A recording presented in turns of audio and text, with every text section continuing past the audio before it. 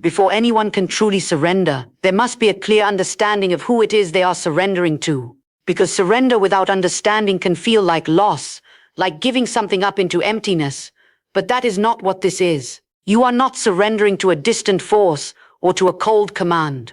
You are surrendering to a person, one who knows you, who understands you more deeply than you understand yourself, and who has been gently drawing you long before this moment. The Holy Spirit is not an abstract idea. He is present, He is near, He is personal, He speaks, He comforts, He leads, and He responds. And until that becomes real in your heart, surrender will always feel difficult, even unnatural. But the moment you begin to see Him as He truly is, surrender shifts from something you fear into something you desire. You see, He is the comforter. That means when your heart is heavy and no one else can reach the place of your pain, He is already there. He does not stand at a distance waiting for you to fix yourself. He draws close in your weakness. He surrounds you in your confusion. He whispers peace into the places where anxiety has been loud for far too long. And when you begin to recognize that kind of love, surrender no longer feels like giving up control. It feels like finally being held. He is also your guide, not just for the big life-altering decisions, but for the quiet, unnoticed moments of your everyday life. He leads with gentleness, never forcing, never rushing, but always inviting. There is a tenderness in the way He directs your steps. Sometimes it is a nudge in your spirit. Sometimes it is a quiet knowing you cannot explain. And sometimes it is a conviction that pulls you away from what would harm you and toward what will shape you. He does not lead you into confusion. He leads you into truth. And oh, how important it is to understand that He is your teacher. There are things no human voice can teach you, no book can fully explain, no experience alone can reveal. But the Holy Spirit opens your understanding. He makes truth come alive within you. He reveals what is hidden. He gives clarity where there was once uncertainty. And He does this not to control you, but to transform you, gently, patiently, faithfully. So many people hesitate at the thought of surrender because they imagine losing themselves. But when you understand who the Holy Spirit is, you begin to realize something beautiful. You are not losing yourself. You are discovering who you were always meant to be. Because He does not take from you what is good. He removes what is broken, what is heavy, what is holding you back. And in its place He breathes life, purpose, and peace. There is a relationship He longs to have with you, not something distant or occasional, but something constant and alive. He desires to walk with you, to speak with you, to be welcomed into every part of your life, not just the spiritual moments, but the ordinary ones too. And surrender becomes natural when relationship becomes real. Because you cannot surrender to someone you do not trust. And you cannot trust someone you do not know. But once you begin to know Him, not just with your mind, but in your heart, trust begins to grow. And where trust grows, surrender follows. And so today it begins here. Not with striving, not with pressure, but with understanding who has been calling you all along. And as that understanding begins to settle deep within your heart, something else gently rises to the surface. The realization that surrender will require you to release your grip. Not partially, not occasionally, but completely. Because as long as you are holding tightly to control, you will find it difficult to be led. There is something within human nature that wants to manage everything. We want to know how things will unfold. We want to feel secure in our own plans. We want to protect ourselves from uncertainty. And so, without even realizing it, we begin to build our lives around control, carefully arranging outcomes, holding on to expectations, trying to make everything fit into what we believe is best. But the life led by the Holy Spirit does not function within that kind of control. It flows in trust, and trust requires release. Letting go of control does not mean you stop caring. It does not mean you become passive or indifferent. It means you shift the weight of your life from your own understanding into His wisdom. It means you come to a place where you no longer need to have every answer before you take a step. You simply follow, knowing the one who leads you sees far beyond what you can see. And this is where many hearts struggle. Because control feels safe. Even when it exhausts you, even when it weighs you down, there is still a sense of familiarity in it. Surrender, on the other hand, can feel uncertain at first. It asks you to step into places where you cannot rely on your own strength, your own timing, or your own plans. But listen carefully, what you call control is often the very thing that is limiting you. It keeps you bound to what you can figure out, what you can manage, what you can predict. And the Holy Spirit is calling you into something far greater than that. He is calling you into a life that cannot be lived through human control alone. There will be moments when He leads you in ways that do not make immediate sense. Moments where the direction feels unfamiliar, where the timing feels different from what you expected. And in those moments, you will feel the tension between holding on and letting go. And that is where surrender becomes real. It is not proven in the easy moments. It is revealed in the moments when you choose to trust him beyond your understanding. When you release your timeline, when you lay down your need to control the outcome, when you stop trying to force what is not meant for you and begin to follow what he is gently placing before you.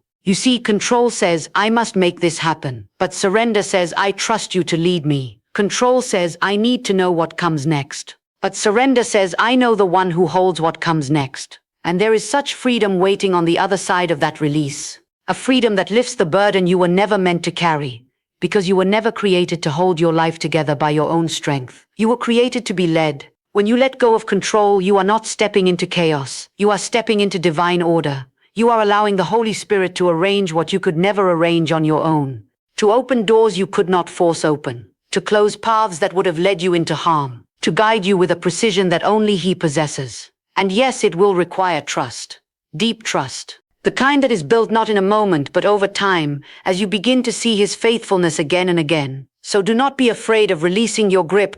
Do not cling to what feels safe if it is keeping you from what is true. There is a greater security found in his leading than in your control. And the moment you open your hands and let go, is the moment he begins to lead you into everything you were meant to become. And as you begin to release control, something very tender and sacred must take its place. An awareness, a sensitivity to his presence and his voice.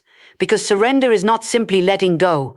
It is learning to follow. And you cannot follow if you are not listening. The Holy Spirit does not force his way into your life. He does not shout over the noise. He speaks often in a still, gentle way. And that means your heart must become attentive. Your spirit must become quiet enough to recognize when he is near, when he is leading, when he is whispering. So many are waiting for something dramatic, something unmistakable, something overwhelming. But more often than not, his voice comes in the quiet places, in a thought that settles deeply, in a gentle conviction, in a peace that does not match your circumstances, or even in a hesitation that pulls you back from something that looks right on the surface but is not right for you. And if you are constantly surrounded by noise, noise of worry, noise of busyness, noise of distraction, you will miss those moments. Not because he is not speaking, but because you have not created the space to hear. This is why surrender becomes daily. It is not a single decision made once and forgotten. It is a posture of the heart that you return to again and again. Each day you choose to quiet yourself. Each day you choose to turn your attention toward him. Each day you become a little more aware, a little more sensitive, a little more responsive. There is something beautiful that happens when you begin to live this way. The more you recognize his voice, the more familiar it becomes. And the more familiar it becomes, the more confident you are in following it. What once felt uncertain begins to feel clear. What once felt distant begins to feel near.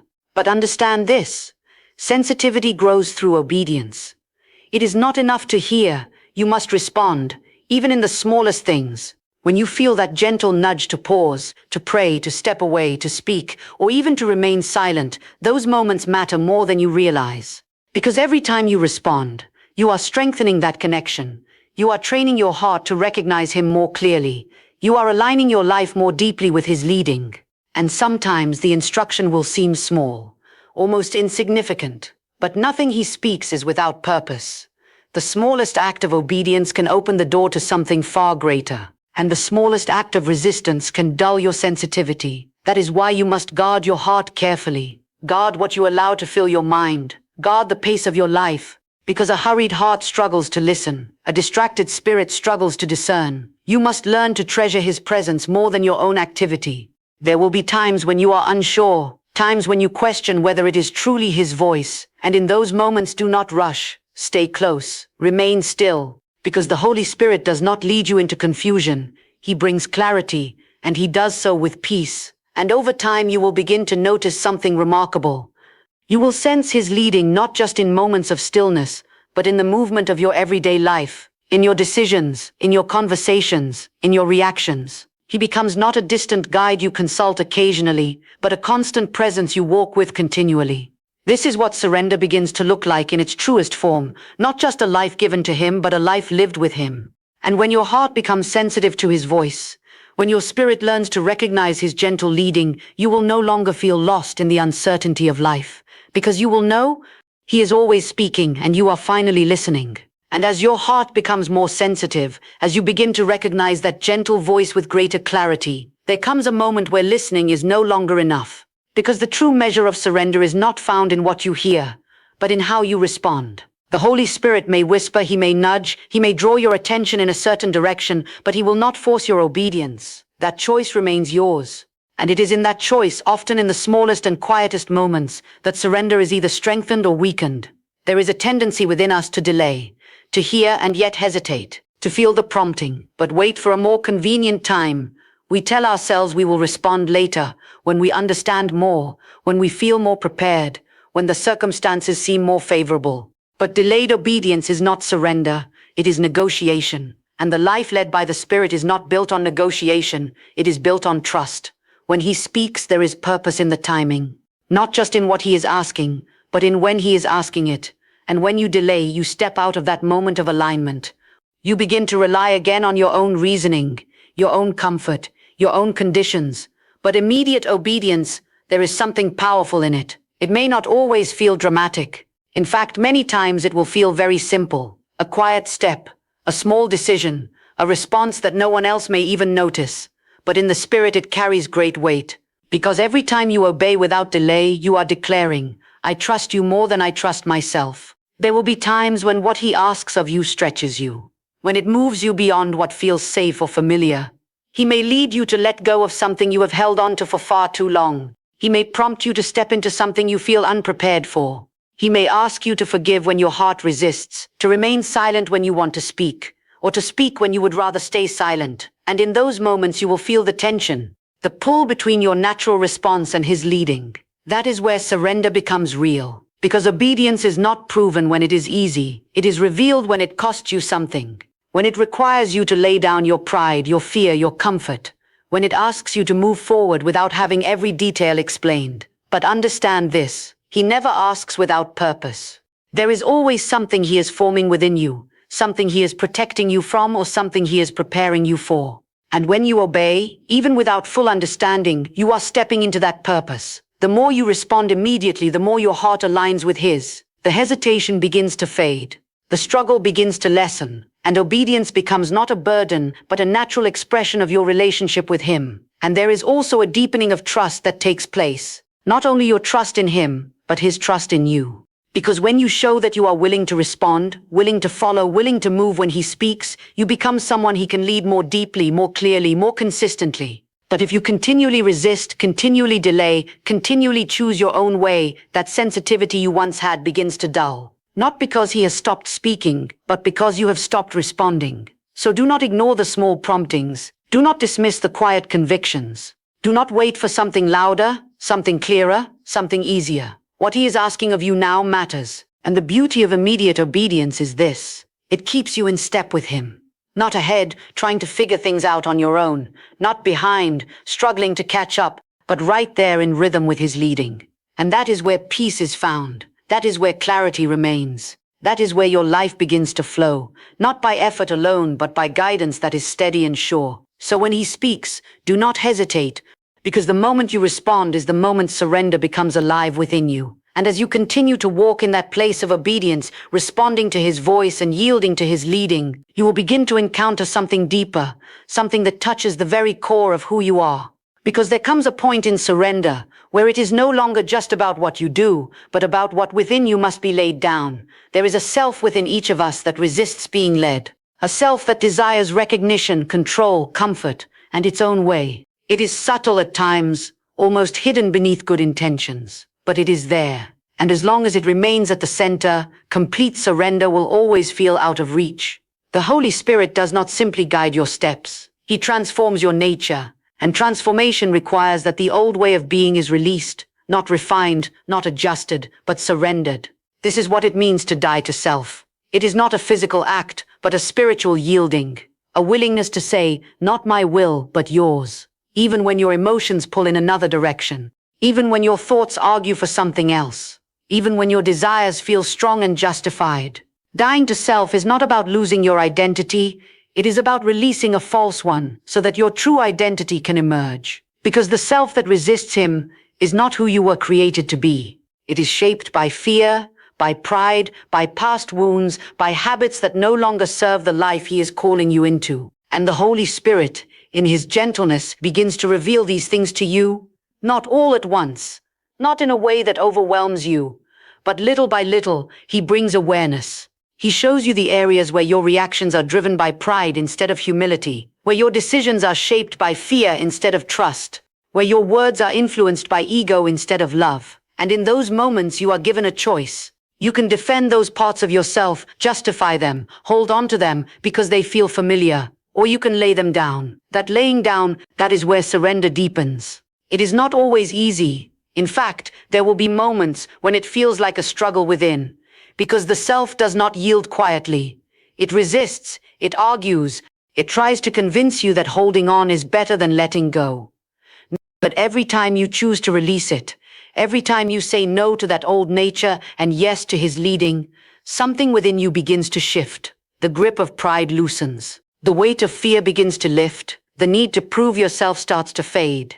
And in its place, something new begins to grow. A gentleness, a humility, a peace that is not dependent on circumstances. A love that flows more freely, not because of who others are, but because of what he is forming within you. This is the work of the Spirit.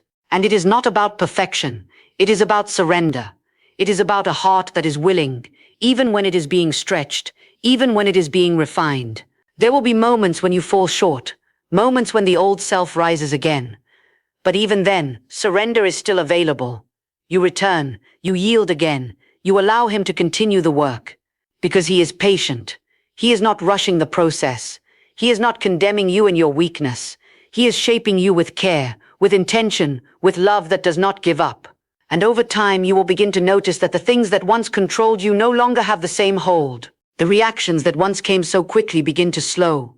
The desires that once felt overwhelming begin to lose their power. And in their place there is a growing alignment with him. You begin to desire what he desires. You begin to respond the way he leads. You begin to reflect his nature in ways you could never produce on your own. This is the beauty of dying to self. It makes room for him to live fully within you. And when that happens, your life is no longer driven by who you used to be, but by who he is forming you to become. And in that surrender, you will discover a life that is no longer centered on self, but alive in him. And as this work continues within you, this releasing, this listening, this responding, this dying to self, there comes a beautiful unfolding. Not something you strive to create, not something you force into being, but something that begins to flow naturally from a life that is truly surrendered. You begin to walk in a peace that cannot be explained by circumstances. It is not the absence of difficulty because challenges will still come. It is not the removal of every uncertainty because life will still unfold in ways you do not always expect. But there is something steady within you, a quiet assurance, a deep rest that remains, even when everything around you feels unsettled. This is the peace that comes from being led. Because when you are no longer carrying the weight of control, when you are no longer striving to hold everything together, there is a release that takes place within your spirit. You are no longer anxious about every outcome. You are no longer overwhelmed by every decision. There is a confidence not in yourself but in the one who is guiding you. And with that peace comes clarity. Not always a full picture, not always every detail laid out before you, but enough light for the step you are taking. Enough understanding to move forward without fear. The confusion that once clouded your decisions begins to fade, because you are no longer depending solely on your own reasoning. You are being led by a wisdom that sees beyond what you can see. And there is also a power that begins to flow through your life, not a power that draws attention to you, but a power that reflects him. A strength that rises within you in moments where you once felt weak. A boldness to stand, to speak, to act when he leads you to do so.